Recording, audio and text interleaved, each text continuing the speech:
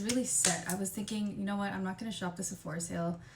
But after filming this video and seeing how many favorites I actually have from Sephora, I'm considering looking into it. It's going to be a most used products for a dry and sensitive skin girl who also prefers fragrance-free products. First up, lip balm. This one's by Tower 28. It's the best one. You just have to try it. It has the perfect slip to it, not too thick.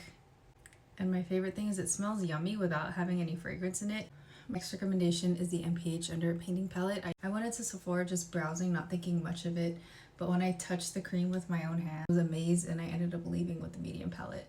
And not even conceal, just a thin layer of that color corrector completely erased my dark circles so effortlessly. Like, look at that. Do you see how quickly and easily you could just get that on? Actually, unlike any other creams that I've tried. I really love this formula. I feel like I didn't hear much about this. This is the Patrick Ta Major Skin Hydra Luxe Luminous Skin Perfecting Foundation. F1 Makeup by Mario Brush. Why we love underpainting. It's definitely my most used foundation in 2025, so obviously I had to give her the top spot. Different products that I like for different things. Some days I might not want a liquid foundation, I might want a cream, so I have a stick that I really like. Concealers that I like depending on my mood. Even though I have many favorites, these are going to be the top of the list just because of how frequently I use them. If you've been watching my content, you shouldn't be surprised.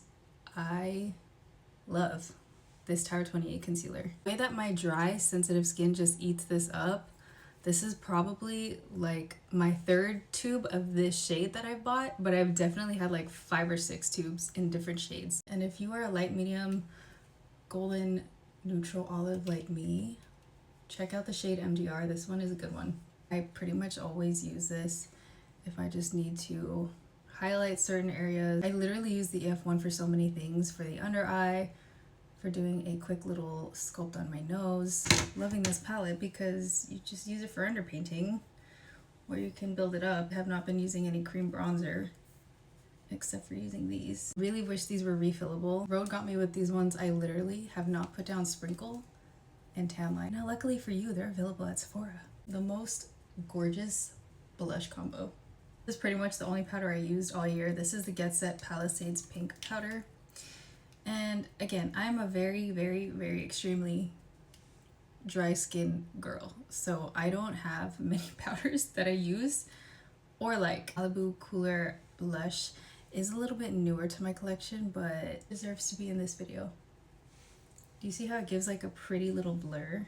Shade of pink is just so pretty. It's giving that winter I'm cold look, which I love. This is the original NARS Laguna bronzer in the shade 02. And this is one of the only bronzers that has never failed me because it doesn't turn orange on my olive overtone. It's probably the only bronzer I've ever repurchased multiple times. I've hit pan.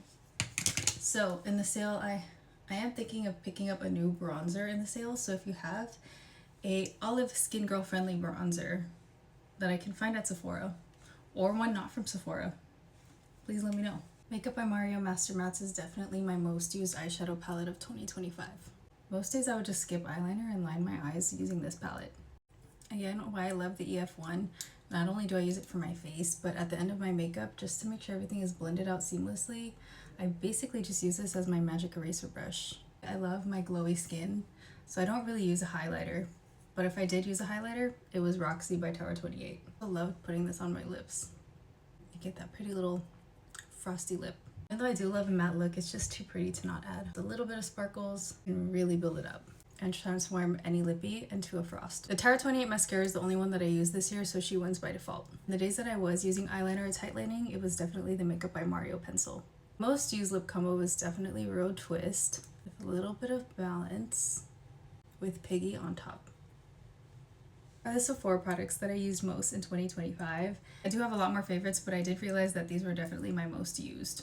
I'm curious to know if any of these are your favorites or if you were thinking about picking up any of these in the sale, or if you have any recommendations for me or anything you think that I should try since the sale's coming up. I said I wasn't gonna shop it, but now I'm gonna look. Maybe we'll do a little window shop. I don't know.